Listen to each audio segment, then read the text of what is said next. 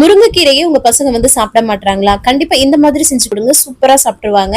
வாங்க எப்படி பண்ணலாம்னு சொல்லிட்டு பார்க்கலாமா? முருங்கைக்கீரையை வந்து நல்லா வெயில்ல வந்து காய வச்சு எடுத்திருக்கிறேன் நான் ஒரு 2, 3 நாள். சரிங்களா?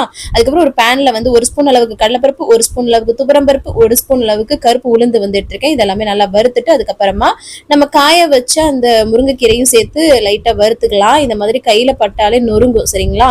அதுக்கப்புறம் அதே பேன்ல வந்து கொஞ்சம் நல்லெண்ணெய் வந்து சூடு பண்ணிக்கிறேன். அதுல வந்து காரத்துக்கு ஏற்ப வரமிளகா, அப்புறம் வந்து சீரகம் 1 ஸ்பூன், மிளகு 1 ஸ்பூன், மல்லி வந்து 1 ஸ்பூன், அது கூட வந்து பாத்தீங்கன்னா 1 ஸ்பூன் அளவுக்கு வெள்ளை எள்ளு வந்து சேர்த்திருக்கிறேன்.